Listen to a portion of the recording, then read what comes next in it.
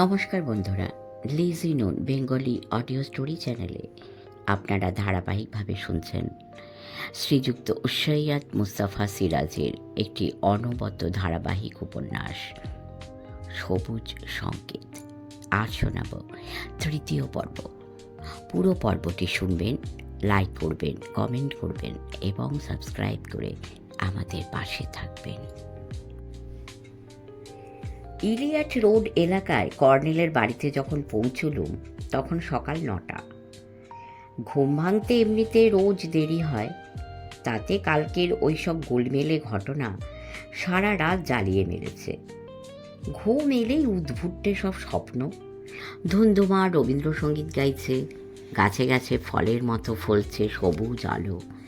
শেঠ বাড়ির অ্যালসেশিয়ানটা হাতির মতো প্রকাণ্ড হয়ে কামড়াতে আসছে। হালদার মশাই রকেটের মতো আকাশে উঠে যাচ্ছেন। চন্দ্রকান্ত লেজার পিস্তল তুলে আমাকে শাসাচ্ছেন। কর্নেল কর্নেল বলে এত চেঁচাচ্ছি, তবু শুনছেন না, খালি হাসছেন আর হাসছেন। তারপর চড়াত করে ওর টাক ফেটে রক্তারক্তি। বিচ্ছিরি একটা রাত্রির। ষষ্ঠী দরজা খুলে দিয়ে ফিক করে হাসল। বললুম, কি ব্যাপার? সে চাপা গলায় বলল, হালদারবাবুর মাথায় কাকে ঠুকরে দেশে, দেখুন গে না, ব্যান্ডেজ বেঁধে বসে রয়েছেন, রক্তাক্তি কাণ্ড। তাহলে আমার দুঃস্বপ্নের ধাক্কাটা হালদার মশাইয়ের উপর দিয়েই গেছে। ওর অবশ্য টাক নেই, তবে কাকে ঠোঁট ধারালো বলেই জানি। ড্রয়িং রুম ফাঁকা। ষষ্ঠী ইশারায় ওপর দিকটা দেখালো, অর্থাৎ ছাদে আছেন ওরা, শূন্যস্থানে। সেখানে গিয়ে দেখি সত্যি হালদার মশাইয়ের কপালের ঊর্ধ্ব প্রান্তে এক টুকরো ব্যান্ডেজ সাঁটা, কিন্তু বসে নেই, নির্ভীক দাঁড়িয়ে আছেন। চোখে সম্ভবত কর্নেলেরই বায়নোকুলার। লক্ষ্যস্থল উত্তরে সেই শেঠ বাড়ি, দরিয়াগঞ্জ ভবন। কর্নেল হাঁটু মুড়ে বসে অষ্টাবক্রকে লোশন মাখাচ্ছেন। হালদার মশাইয়ের কাছে গিয়ে বললুম, কি হালদার মশাই, কাক আপনার উপর খাপ্পা হলো কেন? হালদার মশাই প্রচণ্ড চমকে তড়াক করে ঘুরে দাঁড়িয়েছিলেন। বাইনোকুলার নামিয়ে একটু হাসলেন। ও আপনি? বলছিলুম, হঠাৎ আপনার উপর কাকের রাগের কারণ কি? হালদার মশাই ভুরু কুঁচকে বললেন, হ্যাঁ, রং ইনফরমেশন, কাকা নয়, কোকো। কর্নেল লোশন মাখাতে মাখাতে বললেন, গুলতি জয়ন্ত, ঠিক কালকের মতো, তবে আজ ওটা লক্ষ্যভ্রষ্ট হয়েছে। বুঝতে পেরে বললুম, ও তাই বলুন, ষষ্ঠী বলল কাক, কাককে না আমি মাঝে মাঝে কাকাও বলি। হালদার মশাই উত্তেজিতভাবে পকেট থেকে কালকের মতো একটা ভাঁজ করা চিরকুট বের করলেন। এই দেখুন, বড়লোকের দাদুর আদর খেয়ে বাঁদর হয়ে গেছে ছেলে দুটো। আরও কি কাণ্ড করেছে জানেন? আমার ঠিকানা পর্যন্ত জোগাড় করে আমার ফ্ল্যাটের দরজার কি হলে এমনি একটা চিরকুট গুঁজে রেখে এসেছে গতকাল। কর্নেল স্যার স্বচক্ষে দেখে এসেছেন গত রাত্রিরে। চিরকুটটা আমার হাতে গুঁজে দিলেন হালদার মশাই। তেমনি আঁকা বাঁকা হরফে লাল কালিতে একই কথা লেখা, কো টু কে চুরি করেছি, নাক গলাতে এলে টাক ফুটো করে দেব, ইতি হা হা হু হু। পরে ফেরত দিয়ে বললুম, আপনার ফ্ল্যাটের চিরকুটটা দেখি। এই কর্নেল স্যারের কাছে আছে। কর্নেল বললেন, মিলিয়ে দেখে নিয়েছি, এক হাতের লেখা নয় অবশ্য। যে চিরকুটটা তুমি দেখলে ওটা শ্রীমান কোরকের হাতের লেখা। গতকাল তুমিও শুনেছ জয়ন্ত, শ্রীমান কোরক লেখে আর শ্রীমান কোমল গুলতি ছুঁড়ে সেটা যথাস্থানে পৌঁছে দেয়। কর্নেল কাজ শেষ করে উঠে দাঁড়ালেন। সকাল থেকে চন্দ্রকান্তবাবু বার তিনেক ফোন করেছেন। ভীষণ খাপ্পা হয়ে গেছেন তোমার উপর।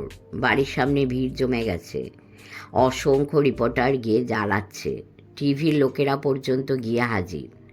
ভিড় হটাতে পুলিশ ডাকতে হয়েছে, শেষে লাঠিচার্জ। কর্নেল হাসতে হাসতে সিঁড়ির দিকে এগিয়ে গেলেন।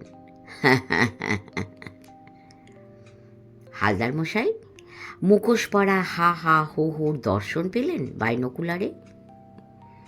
আমার প্রশ্নের জবাবে হালদার মশাই গলার ভেতর বললেন, না মহাধরিবাজ বিচ্ছু, বাইনোকুলার দেখেই গা ঢাকা দিয়েছে। ড্রয়িং রুমে বসে কফি খেতে খেতে সিনথেটিক পকৌড়ার কথা মনে পড়ল, কিন্তু হালদার মশাইয়ের চেহারায় তেমন কোনো গণ্ডগোল চোখে পড়ল না। পটাটো চিপস আর বাদাম চিবুতে চিবুতে বললেন, কর্নেল স্যার, আর দেরি করা উচিত নয়। সেন মশাইকে বলে এটা একটা বিহিত করা দরকার। কর্নেল সাই দিয়ে বললেন, ঠিক বলেছেন, এখনই বেরোবো। তবে সেন মশাই নন, উনি শেঠ মশাই। কিছুক্ষণ পরে আমরা জরিয়াগঞ্জ ভবনের গেটে পৌঁছলুম। গাড়ি বারান্দার কাছে পালোয়ান গোবিন্দ গম্ভীর মুখে দাঁড়িয়েছিল। দৌড়ে এলো, কর্নেলকে বলল, সাংঘাতিক কাণ্ড হয়েছে স্যার, কর্তা মশাইকে জানাতে সাহস হচ্ছে না। কুকুরটাকে তো ছেলের মতো ভালোবাসেন, কোন মুখে গিয়ে বলি যে। বাধা দিয়ে কর্নেল বললেন, ডন মারা পড়েছে নাকি? আগে এই ছোটবাবুর ছবির ঘরে পড়ে আছে, দেখবেন আসুন। পালোয়ান কাঁদো কাঁদো মুখে বলল।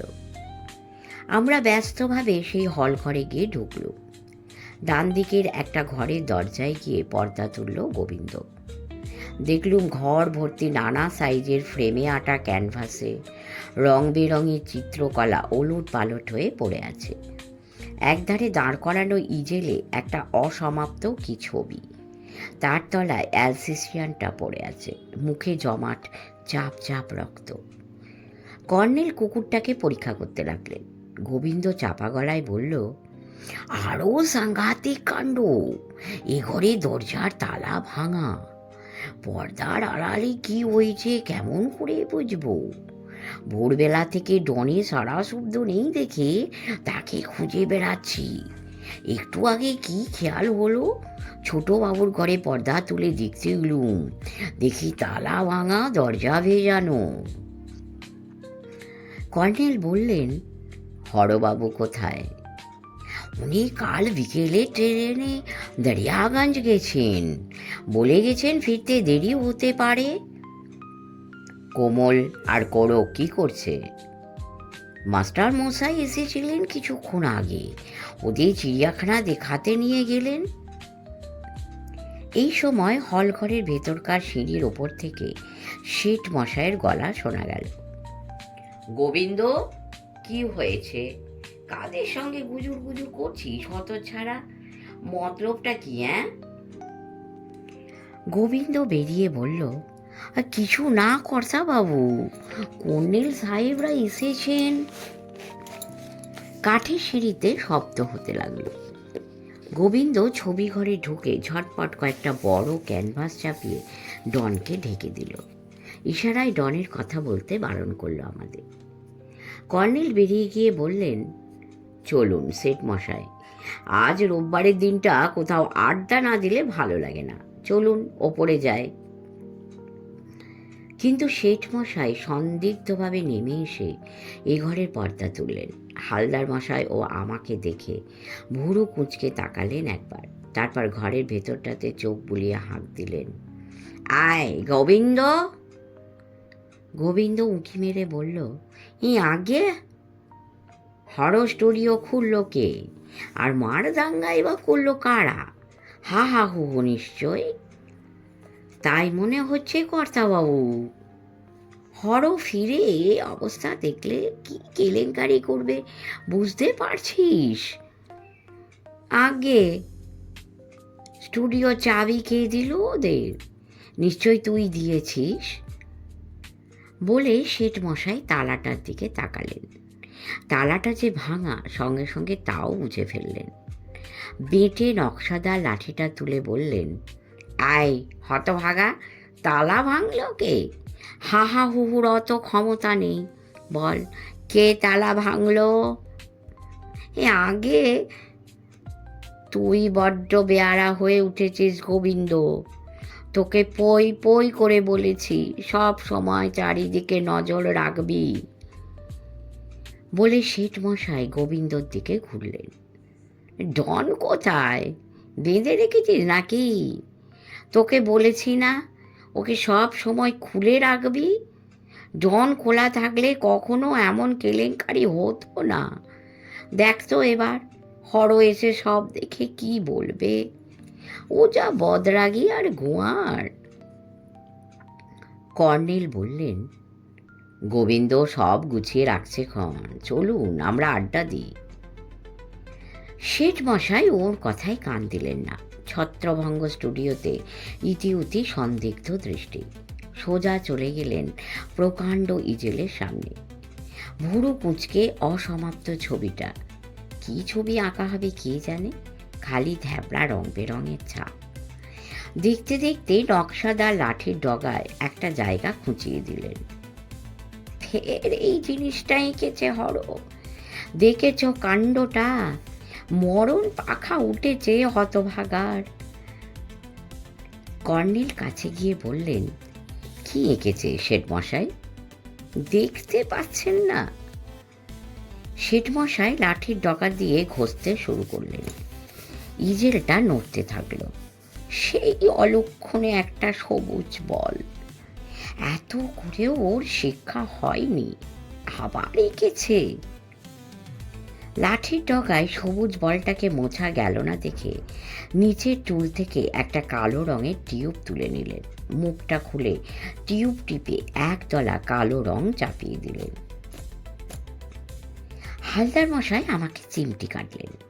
কর্নেলের দিকে তাকিয়ে দেখি মাছের চোখে দেখছেন ব্যাপারটা। ইজেলে ধ্যাবড়া ধ্যাবড়া নানা রঙের ছোপের ভেতর একটা ক্রিকেট বলের মতো গোল সবুজ জিনিস আমার কেন চোখে পড়েনি ভেবে অবাক হলুম। শেঠ মশাই টিউবটা তুলে রাখলে কর্নেল বললেন, সবুজ বল কেন অলক্ষণে শেঠ মশাই? উনি গলার ভেতরে ঘড়ঘড়ে গলায় বললেন, অমর আর বৌমা একটা সবুজ বলের পাল্লায় পড়েছিল, তারপর ওরা অ্যাক্সিডেন্টে মারা পড়ল। গোবিন্দকে জিজ্ঞেস করুন সত্যি কিনা। গোবিন্দ বলল, আগে বড়বাবু আর বৌদিমণি রাত্রিরে ছাদে বসেছিলেন, খাওয়ার জন্য ওদের ডাকতে গিয়ে দেখি একটা সবুজ রঙের এইটুখানি বল ওদের সামনে ভেসে বেড়াচ্ছে, আগুনের বল। যেই না আমি গেছি ভুতুড়ে বলটা হারিয়ে গেল। বড়বাবু বারণ করলেন কর্তাবাবুকে যেন কথাটা না বলি। ঠিক তার এক সপ্তাহ পরে অ্যাক্সিডেন্ট। তখন কর্তাবাবুকে কথাটা বলতেই হলো। ছোটবাবুকেও বললাম। বলুন না আপনারা, এমন সাংঘাতিক কথা এরপরে আর চেপে রাখা যায়? হালদার মশাই আবার আমাকে চিমটি কাটলেন। শেঠ মশাই উল্টে পড়ে থাকা ছবিগুলো লাঠির ডগায় সিধে করতে ব্যস্ত হয়েছেন। একটা করে সিধে করছেন আর বিড়বিড় করে বলছেন, দেখেছ দেখেছ পাগলের কীর্তি, খালি সবুজ বল এঁকেছে, আর যেন কিছু আঁকবার ছিল না। তারপরে আবিষ্কার করে ফেললেন ডনের লেজ। এবার হন্তদন্ত হয়ে লাঠি ফেলে হাত লাগালেন। বড় বড় ফ্রেমে আটা ক্যানভাস দুম দাম করে ছুঁতে লাগলেন। কুকুরের লাশ বেরিয়ে পড়ল। অমনি কাঠ পুতুল হয়ে গেলেন শেঠ মশাই।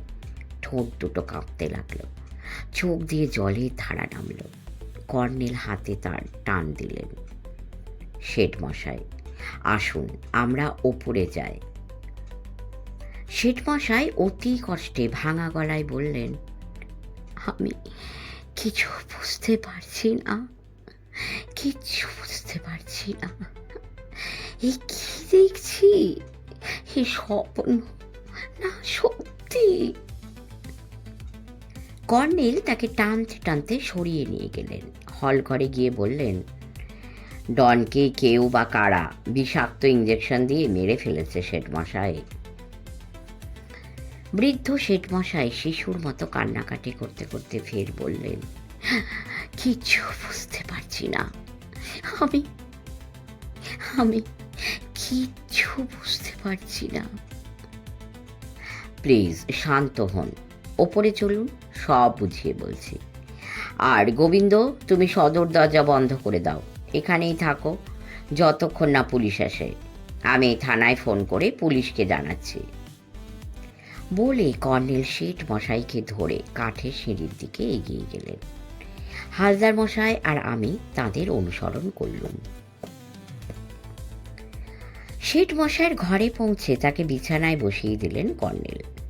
তারপর পাশের টেবিলে রাখা টেলিফোনটা তুললেন, কিন্তু তুলেই নামিয়ে রাখলেন। তখনই আসতে বললেন, ফোনটা ডেড, মনে হচ্ছে লাইন কেটে দিয়েছে চোরেরা। হালদার মশাই শ্বাস প্রশ্বাসের সঙ্গে বললেন, সাংঘাতিক রহস্য। শেঠ মশাই ভাঙা গলায় বললেন, চোরেরা লাইন কেটে দিয়েছে? কি চুরি করতে এসেছিল তারা? কি ছিল হরর স্টুডিওতে? আমি তো কিচ্ছু বুঝতে পারছি না। কর্নেল উদ্বিগ্ন মুখে বললেন, নিশ্চয়ই কোনো মূল্যবান জিনিস ছিল। হরবাবু থাকলেই কিছু বোঝা যেত। হালদার মশাই, আপনি শিগগির পার্ক স্ট্রিট থানায় একটা খবর দিন। আমার নাম করে ওদের বলুন কয়েকজন কনস্টেবলকে নিয়ে কোনো অফিসার যেন এখনই আসেন। অন্তত 24 ঘন্টার জন্য পুলিশ পাহারা দরকার। 1 মিনিট, বরং আমি একটা চিঠি লিখে দিই। কর্নেলের চিঠি নিয়ে হালদার মশাই সবেগে বেরিয়ে গেলেন। শেঠ মশাই হতাশ ভঙ্গিতে বললেন, কিচ্ছুতে কিচ্ছু হবে না, আমি বুঝতে পেরেছি। এ সেই অভিশাপের ফল। 50 বছর ধরে সেই অভিশাপের ফল ভুগে আসছি, অথচ গ্রাহ্য করিনি। ভাবতুম কুসংস্কার।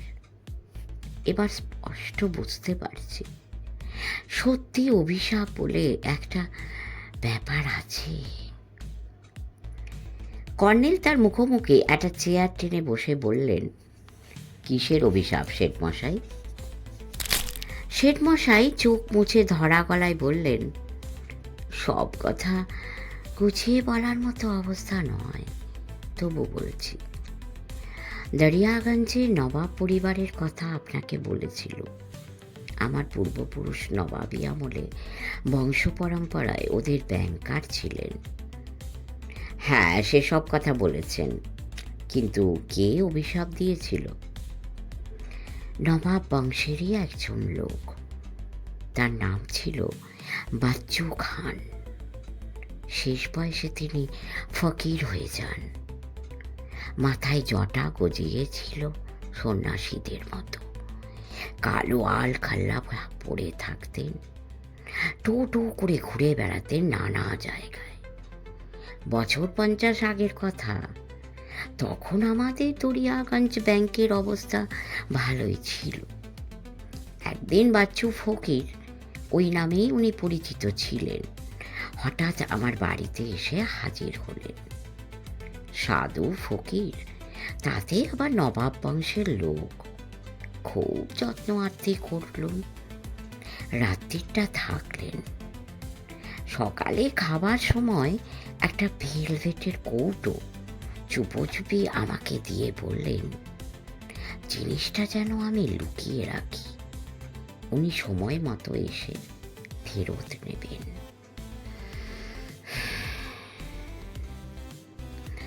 শ্বাস ফেলে শেঠ মশাই বললেন, কোনো কথা জিজ্ঞেস করারও সুযোগ পেলুম না।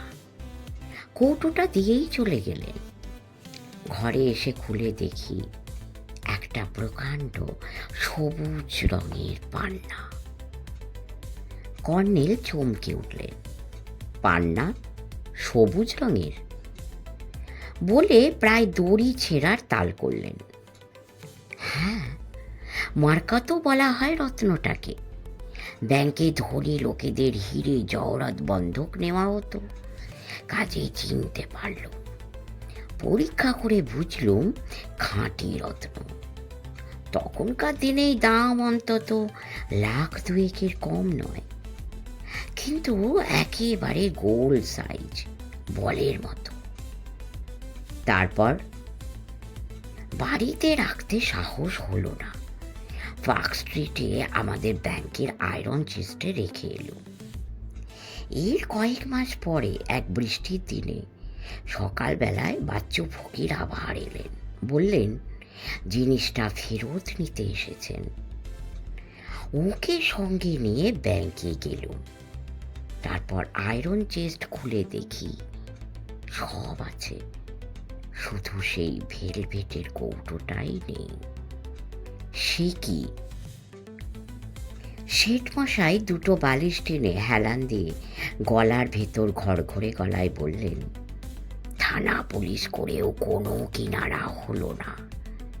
আয়রন চেস্টে চাবি থাকতো আমার কাছে। বাচ্চু ফকির ছিলেন পাগলাটে প্রকৃতির মানুষ।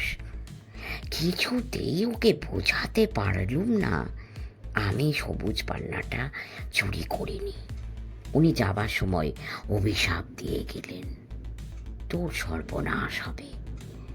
হলো তাই, এখন বুঝতে পারছি সব।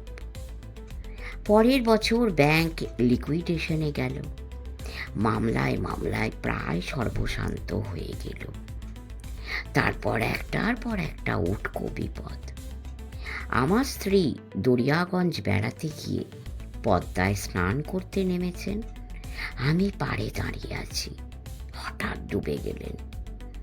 বডিটাও খুঁজে পাওয়া গেল না। এইভাবে একের পর এক।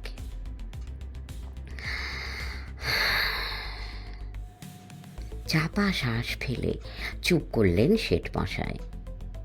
কর্নেল চুরুট ধরিয়ে বললেন, অমরবাবু ওই পান্না চুনির কথা জানতেন? অমরবাবু তখন ছোট্ট, হরর জন্মই হয়নি, তবে বড় হয়ে আমার মুখে শুনেছিল। ঘটনা তো অদ্ভুত। বাচ্চু ফকির নিশ্চয়ই এতদিন বেঁচে নেই। জানি না, তবে বেঁচে না থাকাই সম্ভব। বেঁচে থাকলেও এখন বয়স 90-এর কম নয়, আর তার সঙ্গে আমার দেখা হয়নি। তার খোঁজে বহুবার দরিয়াগঞ্জ গেছি। সব কথা বুঝিয়ে বলে ক্ষমা চাওয়ার ইচ্ছে ছিল, কিন্তু খোঁজ পাইনি। কর্নেল একটু চুপ করে থাকার পর বললেন, হরবাবু দরিয়াগঞ্জ গেলেন কেন? মাঝে মাঝে যায়, ওর খেয়াল। বলে ছবি আঁকতে যাচ্ছে। অবশ্য কিছু জমি জমা এখনো আছে ওখানে। হোসেন নামে একটা লোক আছে, সেই চাষবাস করে। আমার পৈতৃক বাড়িটাও দেখাশোনা করে। খুব বিশ্বাসী লোক। আমি বললুম, কর্নেল, আমার ধারণা হরবাবুর সবুজ বল আঁকার সঙ্গে বাচ্চু ফকিরের হারানো সেই সবুজ পান্নার কি যেন একটা সম্পর্ক আছে। কি সম্পর্ক? শেঠ মশাই সোজা হয়ে বসলেন আমার কথা শুনে। বললুম, এই সাইকোলজিক্যাল ব্যাপার আর কি। হারানো পান্নাটা ওর মনের ভেতর একটা গন্ডগোল সৃষ্টি করেছে। শেঠ মশাই বিরক্ত হয়ে বললেন, কি যে বলেন, মাথা মুন্ডু কিচ্ছু নেই। কর্নেল হাসলেন, জয়ন্ত, ইদানিং তুমি বুঝি কোনো সাহেবের মনস্তত্ত্বের বই পড়তে শুরু করেছ? বললুম, হ্যাঁ, এরিকসনের চাইল্ডহুড অ্যান্ড সোসাইটি বইটা পড়ছি বলেই বুঝতে পারছি এটা একটা অবসেশন ঘটিত ব্যাপার। হরবাবুর মনে তার বাবার ব্যাংক থেকে পান্না চুরির ঘটনাটা একটা জোর ধাক্কা দিয়ে থাকবে। বাবা যে জিনিসটা ফেরত দিতে পারেননি, একটা পাপ বোধে ভুগছেন। জানিয়ে ছেলে বাবাকে সেই পাপ বোধ থেকে মুক্তি দেবার আকাঙ্ক্ষাতেই ছবিতে বড় করে সবুজ পান্না আঁকেন। এই অবদমিত ইচ্ছার প্রকাশ। শেঠ মশাই অবিকল হালদার মশাইয়ের ভঙ্গিতে বললেন, হিং টিং ছট, মাথা মুন্ডু কিচ্ছু নেই। কর্নেল চোখের ইশারায় আমাকে চুপ করতে বললেন। তারপর বললেন, শেঠ মশাই, গোবিন্দ এক রাত্রে ছাদে একটা সবুজ আলোর বল দেখেছিল। আপনি কখনো দেখেছিলেন কি? জোরে মাথা নেড়ে শেঠমশাই বললেন, না না না, কথাটা গোবিন্দর কাছেই শুনেছিলুম বটে। কর্নেল দাড়িতে অভ্যাস মতো আঙুলের চিরুনি টানলেন কিছুক্ষণ। শেঠমশাই বালিশে হেলান দিয়ে চোখ বুজে রইলেন। তারপর কর্নেল বললেন, আচ্ছা শেঠমশাই, অ্যালসেশিয়ানটা কি আপনিই পুষেছিলেন? শেঠমশাই চোখ না খুলে বললেন, না আমি না, অমর। ব্যাঙ্গালোর থেকে বদলি হয়ে আসার সময় ডনকে সঙ্গে এনেছিল। কুকুর টুকুর আমার বরাবর অপছন্দ ছিল, কিন্তু ক্রমশ কুকুর সম্পর্কে আমার ধারণা বদলে দিয়েছিল ডন। খুব ন্যাওটা হয়ে উঠেছিল দিনে দিনে। অমরের মৃত্যুর পর থেকে ডন আমার কাছে অমরের স্মৃতির প্রতীক। ব্যাপারটা আশা করি বুঝতে পারছেন।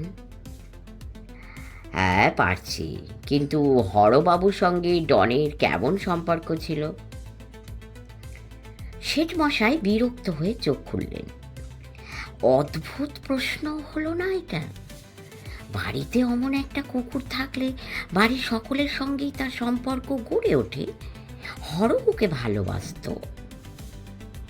এতক্ষণে হালদার মশাই এলেন হন্তদন্ত হয়ে। বললেন, এই ওরা এসে গেছেন। নিচের হল ঘরে একজন পুলিশ অফিসার আর রীতিমতো একটা পুলিশ বাহিনী এসে হাজির।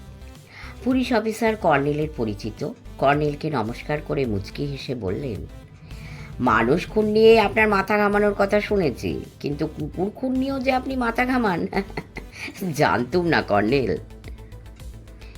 কর্নেলের সঙ্গগুণে পুলিশি তদন্তের রীতিনীতি আমার জানা। এক ফাঁকে হালদার মশাইকে ডেকে নিয়ে বাইরে গেলুম। বাড়ির পূব দিকটায় পুরনো বাগিচা জঙ্গল হয়ে আছে। সেখানে একটা ঝাঁকড়া অমলতাস গাছের ছায়ায় দাঁড়িয়ে বললুম, কি হালদার মশাই, কি থিওরি দাঁড় করালেন বলুন। হালদার মশাই নাকে নস্যি গুজে বললেন, প্রচুর রহস্য মশাই।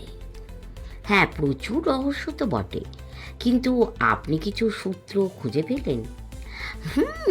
পেয়েছি বই কি। হালদার মশাই চাপা স্বরে বললেন, ওই সায়েন্টিস্ট ভদ্রলোকের সঙ্গে এই কুকুর মারা কেসের সম্পর্ক আছে। কেন বলুন তো? এই সবুজ আলোর বল। তাছাড়া উনিও সায়েন্টিস্ট, এবারে তিনিও সায়েন্টিস্ট। অবশ্য উনি প্রেজেন্ট আর তিনি পাস্ট। আমার ভয় হচ্ছে চন্দ্রকান্ত বাবুও না পাস্ট হয়ে যান। পাস্ট তার মানে? ধাক্কা, রাম ধাক্কা, এবং পাস্ট টেন্সে পরিণত হওয়া আর কি। আগে বুঝলুম না। হালদার মশাই বিরক্ত হয়ে বললেন, ধুর মশাই, অ্যাক্সিডেন্টের কথা বলছি। আপনার চন্দ্রকান্ত বাবু পেছন থেকে কখন আচমকা না ধাক্কা খান, ওকে সাবধান করে দেওয়া দরকার। কথাটা আমার মনে ধরল। বললুম, ঠিক বলেছেন। আর আপনি যে প্রচুর রহস্য বললেন, সেই ব্যাপারে আরও কিছু তথ্য কিছুক্ষণ আগে শেঠমশাইয়ের কাছে পাওয়া গেছে, আপনাকে বলা উচিত। আসলে বাচ্চু ফকিরের পান্না চুরি যাওয়ার ঘটনাটা শুনে তখন থেকে আমি মনে মনে ভীষণ উত্তেজিত হয়ে উঠেছিল। আগাগোড়া হালদার মশাইকে না জানিয়ে পারলুম না। গভীর মনোযোগে শুনতে শুনতে সেই মাদাগাস্কারের দায়ী দিয়ে রিয়া গাছটার মতো সিধে ও লম্বাটে হালদার মশাইয়ের শরীর অষ্টাবক্র ক্যাকটাসের মতো বেঁকে আমার দিকে ঝুঁকে পড়েছিল। কথা শেষ হতেই শটান ছিলে ছিলে যাওয়া ধনুকের মতো খাড়া হলো। তারপর দেখলুম উনি দ্রুত আমার কাছ থেকে সরে যাচ্ছেন। সরতে সরতে একেবারে গেটের কাছে গেছেন। তখন মুখে কথা বেরোলো। ডাকলুম, হালদার মশাই, হালদার মশাই, কোথায় যাচ্ছেন? হালদার মশাই বক্র গতিতে পুলিশ ভ্যানের পাশ কাটিয়ে অ্যাম্বুলেন্সটাকে পেরিয়ে গড়ি রাস্তায় জমে ওঠা কৌতূহলী জনতার ভিড় ভেদ করে নিপাত্তা হয়ে গেলেন। হতভম্ব হয়ে দাঁড়িয়ে রইল। কথাটা বলে ঠিক করেছি কি না বুঝতে পারলুম না। কর্নেল কি বলবেন কি জানে। উদ্বিগ্ন হয়ে একটা সিগারেট ধরিয়ে ভাবতে থাকলুম, হালদার মশাই এমন করে কোথায় গেলেন। এমন সময় হঠাৎ দৃষ্টি গেল বাড়িটার ভিতের কাছে একটা ঝোপের দিকে। ঝোপের ভেতর উজ্জ্বল রোদ্দুর পড়েছে চকরা বকরা হয়ে। সেখানে কি একটা জিনিস ঝিকমিক করছে। কাছে গিয়ে দেখি একটা ইঞ্জেকশনের সিরিঞ্জ। এমন ছোট্ট ইঞ্জেকশনের সিরিঞ্জ কখনো দেখিনি। নিডিলটাও খুব মিহি, এতটুকু। হেঁট হয়ে কুড়োতে যাচ্ছি, কর্নেলের গলা শুনে থমকে দাঁড়ালো। ওখানে কি করছো জয়ন্ত? সামনে একটু উপরে একটা জানালায় কর্নেলের সান্তা ক্লজ মুখ। একটা ইঞ্জেকশনের সিরিঞ্জ কর্নেল। ছুঁয়ো না, আমি যাচ্ছি। একটু পরেই কর্নেল এবং সেই পুলিশ অফিসার এসে গেলেন। কর্নেল বললেন, সিরিঞ্জটা রুমালে জড়িয়ে নিন মিস্টার অধিকারী। সাবধান, ওতে আপনার আঙুলের ছাপ যেন না পড়ে। ওটা ফরেন্সিক ল্যাবে পাঠাতে হবে। পুলিশ অফিসার হাসলেন। ওকে, তবে আমার মনে হয় না এতে কারও আঙুলের ছাপ পাওয়া যাবে। হাতে গ্লাভস পরা ছিল নিশ্চয়ই। কুকুরকে ইঞ্জেকশন দিতে গেলে কামড় খাওয়ার ভয়ও তো আছে। কর্নেল অন্যমনস্কভাবে বললেন, তবু পরীক্ষা করে দেখা দরকার। তাছাড়া ওতে কি বিষ ছিল সেটাও জানা যাবে। পুলিশ অফিসার মিস্টার অধিকারী সিরিঞ্জটা রুমালে জড়িয়ে হস্তগত করলেন। তারপর বললেন, আপাতত আমাদের কাজ শেষ। মর্গের রিপোর্ট যাতে তাড়াতাড়ি পাওয়া যায় সে চেষ্টাও করব। তবে আমার ধারণা এটা স্রেফ ছবি চুরির কেস। আজকাল পেন্টিংয়ের কদর বেড়েছে, বেচলে খদ্দেরের অভাব হয় না। যা 20-50 টাকা পাওয়া যায় তাই চোরের লাভ। পুলিশ অফিসার চলে গেলে কর্নেল জিজ্ঞেস করলেন, হালদার মশাই কোথায় জয়ন্ত? বললুম, এই হঠাৎ চলে গেলেন একটু আগে। কর্নেল আমার দিকে চোখ কটমট করে তাকিয়ে বললেন, পান্না চুরির ব্যাপারটা ওকে বলেছ? মানে না, মানে মুখ ফুসকে বলে ফেলেছে। সঙ্গে সঙ্গে উনি অভিযানে বেরিয়ে গেছেন। কে জানে কোথায় গেলেন, বলা উচিত হয়নি তাই না? কর্নেল হেসে ফেললেন, হ্যাঁ, তুমিও হালদার মশাইয়ের চেয়ে কম যাও না। বরাবর লক্ষ্য করে আসছি। যাই হোক, আবার ভদ্রলোক কি বিপদে পড়বেন কে জানে। এসো, আর এখানে থেকে লাভ নেই। বাড়ি ফিরে চন্দ্রকান্তবাবুকে রিং করতে হবে। অ্যাম্বুলেন্সে কুকুরের মরাটা ততক্ষণে ঢোকানো হয়েছে। গাড়ি বারান্দায় দুজন পুলিশ কনস্টেবল দাঁড়িয়ে নিজেদের মধ্যে কি যেন বলাবলি করছে। গোবিন্দকে দেখতে পেলুম না। মিস্টার অধিকারী শেঠ মশাইকে আশ্বাস দিচ্ছেন। কর্নেল শেঠ মশাইয়ের উদ্দেশ্যে হাত নেড়ে বললেন, চলি শেঠ মশাই, পরে আসবক্ষণ। শেঠ মশাই কোনো কথা বললেন না। মনে হলো একটা পাথরের মূর্তি নিশ্চল দাঁড়িয়ে আছে। হাতের সেই নকশাদার মোটা ছড়ি বা লাঠিটাও যেন পাথরে গড়া। গলি রাস্তায় হাঁটতে হাঁটতে কর্নেলকে জিজ্ঞেস করলুম, হরবাবু স্টুডিওতে কিছু সূত্রটুত্র মিলল? আনমনে কর্নেল বললেন, কিসের? এই চোর ও ঘরে কেন ঢুকেছিল, খুঁজছিলই বা কি? বোঝা যাচ্ছে না। হরবাবু থাকলে বোঝা যেত কিছু চুরি গেছে কিনা। একটা ব্যাপার বুঝতে পারছি না, চোর হলঘরে ঢুকলো কেমন করে? দরজা বন্ধ থাকার কথা। মাস্টার মশাই মানে তপব্রতবাবু কোমল আর কোরককে চিড়িয়াখানা দেখাতে নিয়ে গেছেন। কর্নেল অন্যমনস্কভাবে বললেন, গোবিন্দ নিচে এসে দরজা বন্ধ করতে দেরি করেছিল বলল। সেই ফাঁকে চোর বা চোরেরা ঢুকে কোনো একটা ঘরে লুকিয়ে থাকতে পারে। নিচে সবগুলো ঘরে তো তালা দেওয়া থাকে না। কাল যেভাবে একটা ঘরে হালদার মশাই ঢুকে পড়েছিলেন, সেইভাবে কেউ বা কারা ভেতরে ঢুকে থাকবে। কিন্তু ডন ছিল, হালদার মশাই ডনের পাল্লায় পড়েছিলেন। কিন্তু চোরকে ডন স্টুডিও তালা ভাঙবার সুযোগ দিল কেন? তার আগেই সে চোরকে জব্দ করলো না কেন? ঠিক ধরেছ, সেটাই ভেবে পাচ্ছি না। আমার খুব সন্দেহ ওই হোঁতকা মতো লোকটাকে। গোবিন্দর কথা বলতে চাও তো? ঠিক ধরেছে, গোবিন্দকে আমার ভালো লোক বলে মনে হয় না। কেন? পালোয়ান গুন্ডার মতো চেহারা, কেমন যেন হাবভাব, ঠিক বোঝাতে পারছি না। গোবিন্দ শেঠ বাড়িতে ছেলেবেলা থেকে আছে ডার্লিং। দরিয়াগঞ্জ থেকে শেঠ মশাইয়ের বাবা ওকে কলকাতায় এনেছিলেন। গোবিন্দ একসময় এ পাড়ায় কুস্তির আখড়া করেছিল, সবাই ওকে চেনে, আমিও বরাবর চিনি। তার কোনো বদনাম এ পর্যন্ত কানে আসেনি। কর্নেলের 3 তলার অ্যাপার্টমেন্টে পৌঁছলুম। তখন বেলা প্রায় 11:30 বাজে। ষষ্ঠী জানালো, এই ফোনের জ্বালায় অস্থির, খালি বলে চন্দ্রকান্তবাবুকে ফোন করতে বলবে। কর্নেল মুচকি হেসে বললেন, জয়ন্ত, আজ তো রোববার, তোমার অফ ডে না? হ্যাঁ, স্পেশাল রিপোর্টার হয়ে এই সুবিধাটি আদায় করেছি। এতকাল শুক্রবার অফ ডে বরাদ্দ ছিল, কিন্তু আপনার হাসির কারণ কি? এবেলা তোমার লাঞ্চে নেমন্তন্ন, বুঝলে? শুধু একটাই শর্ত। শর্তে লাঞ্চে নেমন্তন্নে আমার আপত্তি থাকা উচিত নয়, কিন্তু শর্তটা জানা দরকার। তুমি চন্দ্রকান্ত বাবুর সঙ্গে ফোনে বাক্যালাপ করবে। লাফিয়ে উঠল, অসম্ভব! আপনিই বলেছেন ভদ্রলোক আমার উপর রেগে আগুন হয়ে আছেন। ফোনের ভেতর দিয়ে লেজার অস্ত্র চালিয়ে আমাকে খতম করে ফেলবেন, ওর অসাধ্য কিচ্ছু নেই। ঠিক এই সময় দরজায় ঘণ্টা বাজল। ষষ্ঠী গিয়ে দরজা খুলল এবং তার পাশ কাটিয়ে বেঁটে ডাগর ডোগর কেউ ফুটবলের মতো এসে দমাস করে আমাদের সামনে পড়লেন, স্বয়ং বিজ্ঞানী চন্দ্রকান্ত। আমি আঁতকে উঠে সোফার কোনায় সেঁটে গেলুম, কিন্তু চন্দ্রকান্তের মুখে জল জ্বলে উল্লাস। প্রায় চেঁচিয়ে উঠলেন, কর্নেল, প্রবলেম সলভড, কেল্লা ফতে!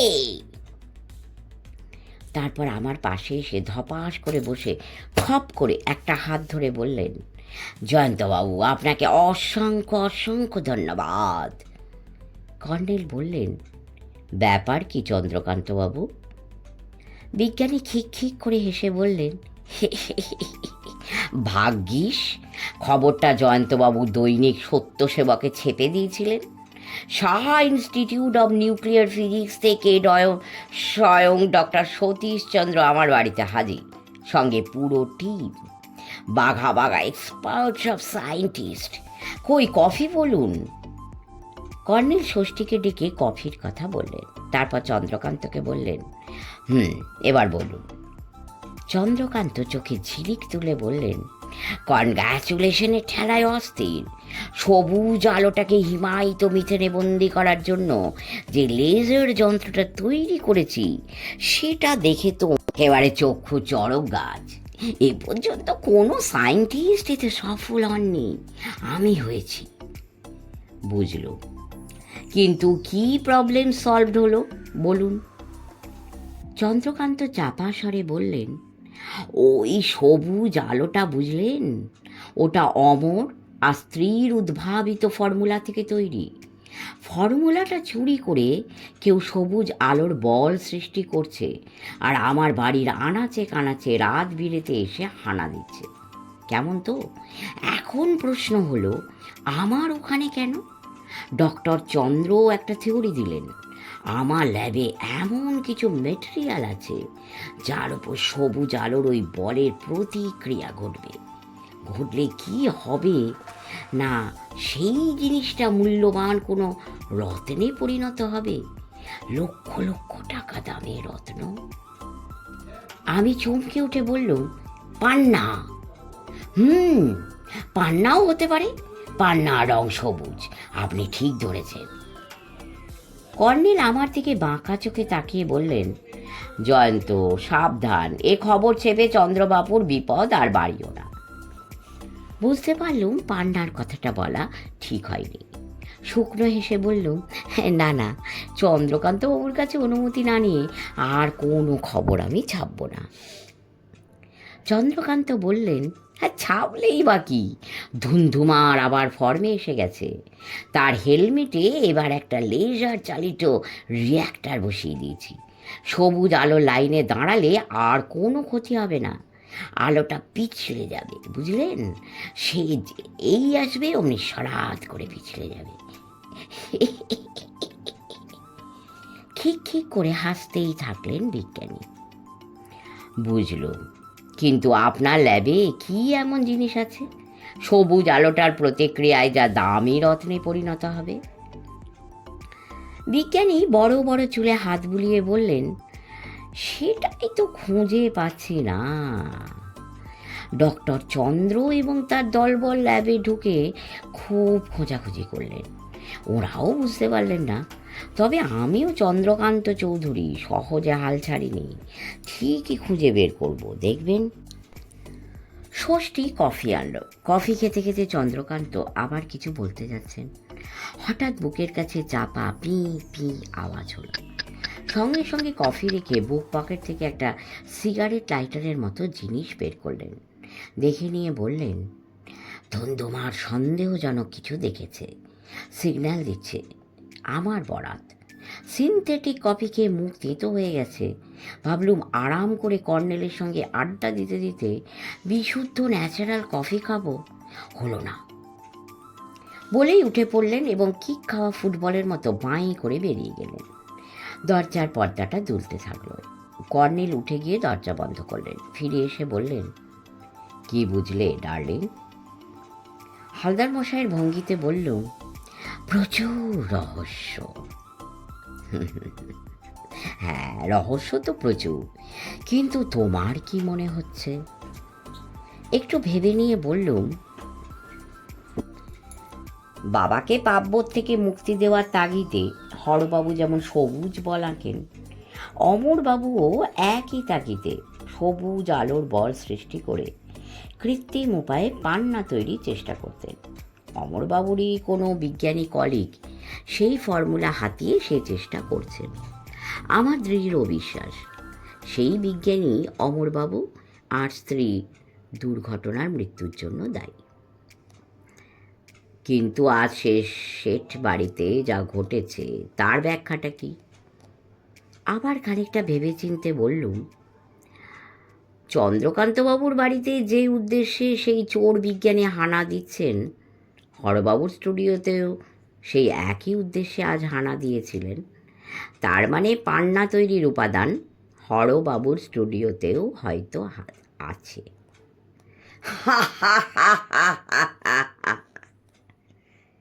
কর্নেল এমন অট্টহাসি হাসলেন যে ষষ্ঠী দরজার ফাঁকে উঁকি দিল। আমিও হক চুকিয়ে গেলুম। রহস্য ক্রমশ ঘনীভূত হচ্ছে এবং আরও হবে। এই ঘন রহস্যের মাঝে আপনারা যদি একেবারে লেগে থাকতে চান, অবশ্যই শুনবেন এর পরের পর্ব। লাইক করবেন, কমেন্ট করবেন, সাবস্ক্রাইব করবেন এবং অবশ্যই আমাদের পাশে থাকবেন। পরম করুণাময় আপনাদের সকলের মঙ্গল করুন। নমস্কার।